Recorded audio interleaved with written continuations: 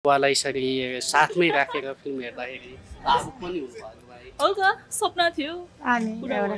अनि नम्बर किन झन् खुसी हुनुपर्ने ठाउँमा होइन यस्तो यस्तो साहसिलो छोरी नि हुन्छन् होइन फ्यामिलीहरू सबजना सपोर्ट गर्न आउनु भएको छ खुसी लाग्यो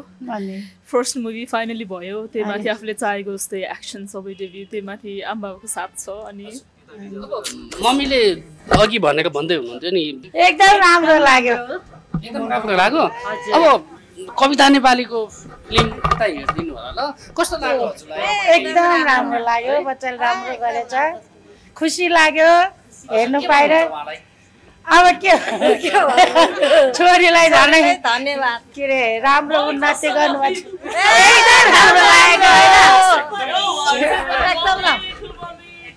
सबै कुरालाई समेटेर बनाएको छ हैन राम्रो छ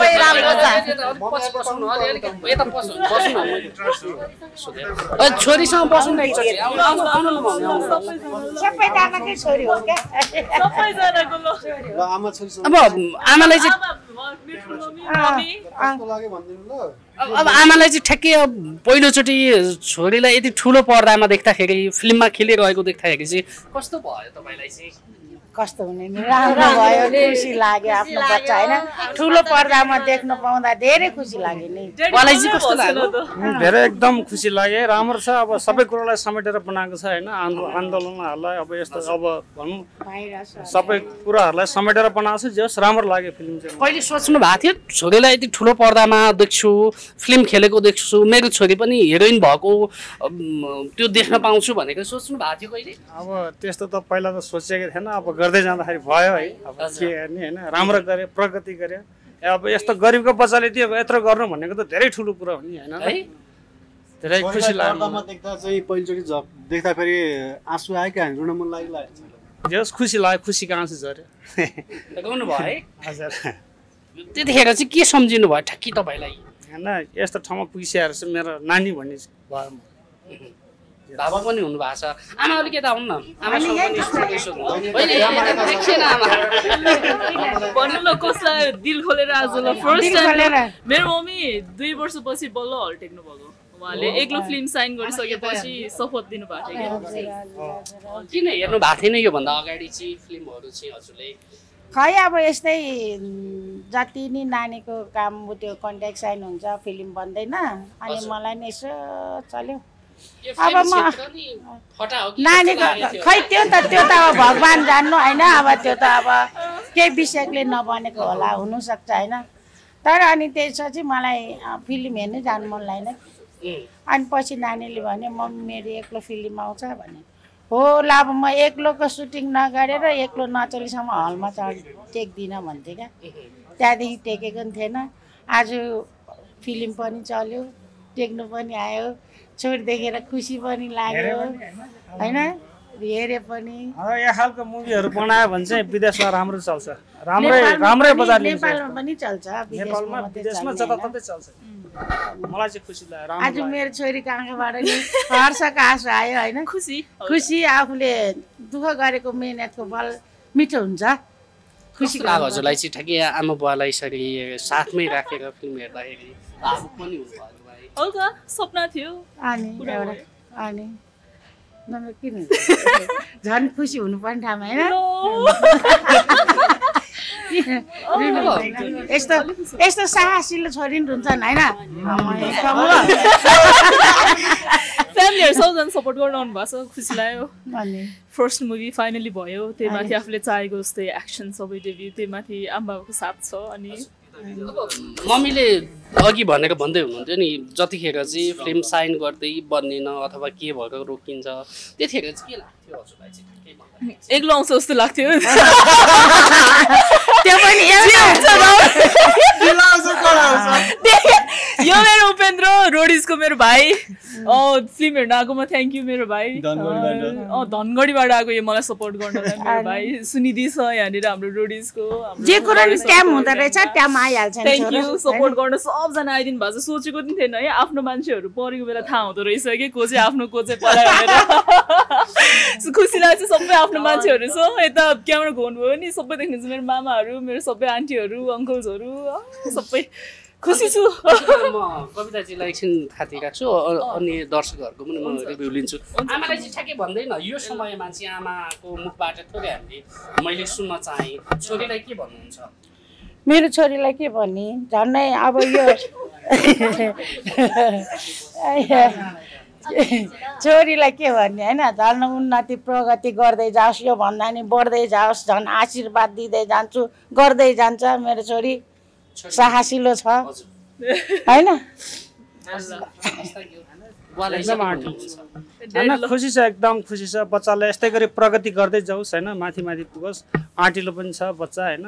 बच्चादेखि नै आँटिलो हो होइन राम्रो छ त्यही भन्न चाहन्छु म सबै दर्शकहरूले मन पराइदिनुहुन्छ हेरिदिनुहुन्छ भन्ने आशा गरेको छु हस् थ्याङ्क यू अब रोडिजको टिमलाई मैले लिएँ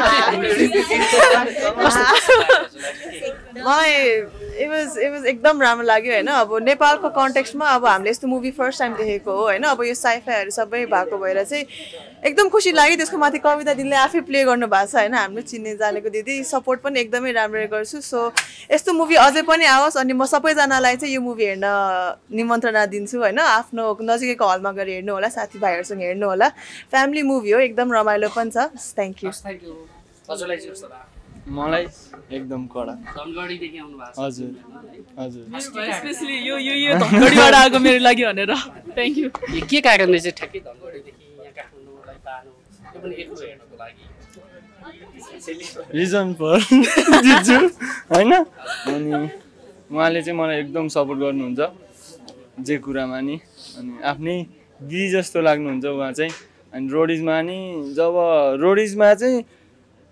अरूसँग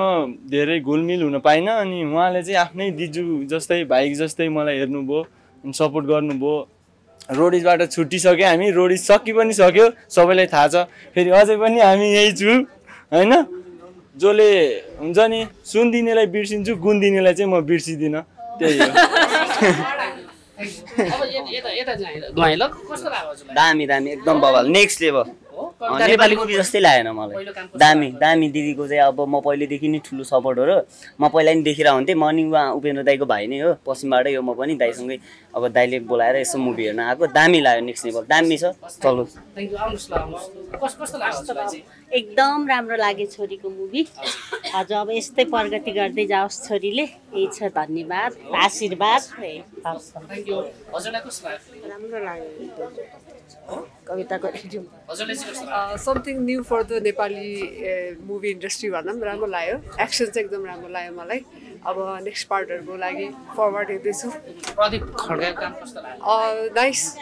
एन्ट्री राम्रो थियो अब हल्का मलाई एभेन्जर टाइपको अलिअलि त्यो ग्लान्सहरू चाहिँ आइरहेको थियो जस्ट इट वाज नाइस कविता नेपालीको पहिलो काम राम्रो छ उसको एक्सन एकदमै राम्रो लाग्यो कस्तो लाग्यो राम्रो लाग्यो कति भइसक्यो त नेपाली फिल्म नहेरेर आज हेरेर रमाइलो एक्लो हेर्नु हजुर कति टाइम पछि आउनुभयो धेरै नै धेरै नै के कारणले तानो एक्लो हजुर अलि यो एक्सन टाइप हुन्छ नि अलि यो फ्युचरिस्टिक भएको भएर चाहिँ हेर्नु मन लागेर आएको थ्याङ्क यू हजुरलाई कस्तो लाग्यो एकदम राम्रो लाग्यो नयाँपन देखेँ मैले यो मुभीमा चाहिँ अनि त्यो मेन कुरा चाहिँ कस्तो भयो भने एउटा लेडिजले होइन नेपाली लेडिज आर्टिस्टले चाहिँ यतिसम्म गर्छ भन्ने मैले फिल गरेको थिएँ आज एकदम त्यो हेर्न पाउँदा एकदम खुसी छु धन्यवाद एकचोटि सबै आएर हेरिदिनु होला होइन यो एकदम टोटली नयाँ मैले फिल गरेँ तपाईँहरूले पनि यही पाउनुहुनेछ धेरै राम्रो पर्फेक्ट फिल्म सबैभन्दा बेस्ट पार्ट चाहिँ के लाग्छ बेस्ट अब यतिको सिनेमा नेपालमा बन्नु नेपालको सिन हुन्छ नि टोटल्ली म्याक्सिमम युटिलाइज गरेको छ होइन त्यो स्क्रिनमा आफ्नो नेपाल देख्दाखेरि नेपालको भ्यू देख्दाखेरि मजा के सेटिस्फाइड छ फिल्म कस्तो लाग्यो एकदम राम्रो लाग्यो र विशेष कलाकारहरूलाई म धेरै धन्यवाद दिन चाहन्छु किन भन्दाखेरि उहाँहरूको जुन भूमिकाहरू छ अब जुन एक्सनहरू छ एकदम मन पर्यो र यो एक्लो फेरि 2 को लागि हामी वेटिङमा छौँ हजुर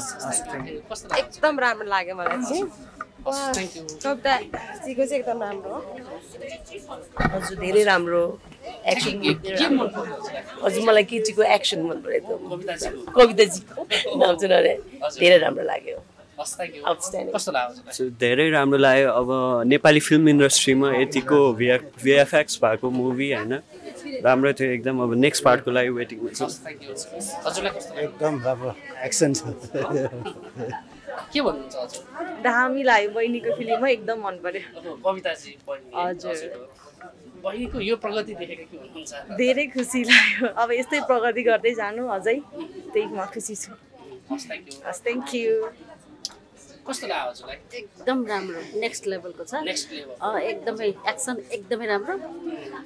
अब पार्ट 2 चाहिँ एकदम वेटिङ छ है वेटिङमा हजुर हस् नानीलाई कस्तो लाग्यो राम्रो लाग्यो राम्रो लाग्यो है हस् थ्याङ्क यू कविता दिदीको कस्तो फिल्म पहिलो फिल्म कस्तो लाग्यो हजुरलाई राम्रै हस् हस् थ्याङ्क यू हस् दाइ कस्तो लाग्यो No words to explain. Very proud. Waiting for second part. Waiting गर्नुमा हुनुहुन्छ है Yes. खासमा यो नेपाली फिल्मले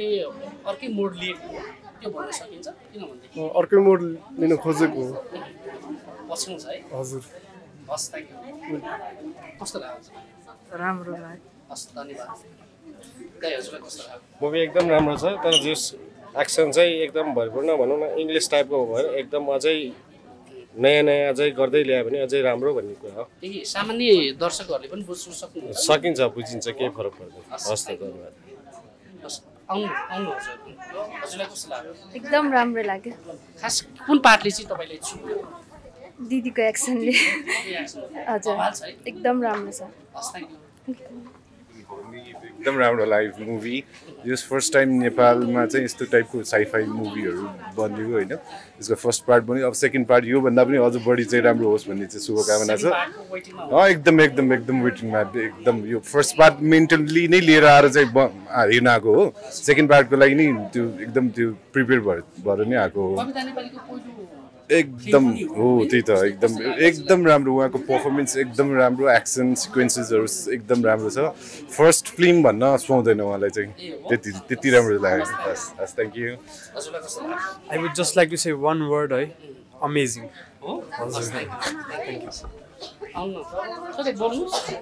हजुर एकदमै राम्रो छ अब नेपालमा यस्तो भनेको फर्स्ट टाइम हो नि त अनि अब एकदमै राम्रो छ अब सबैले एकचोटि हेर्नु नै पर्ने अब मुभी हो जस्तो लाग्छ मलाई चाहिँ प्रदीप खड्कालाई के भन्नुहुन्छ अब उहाँको लाइक त्यति उति नभए पनि राम्रै थियो अब अर्को पार्टमा आउँछ होला नि हस् थ्याङ्क यू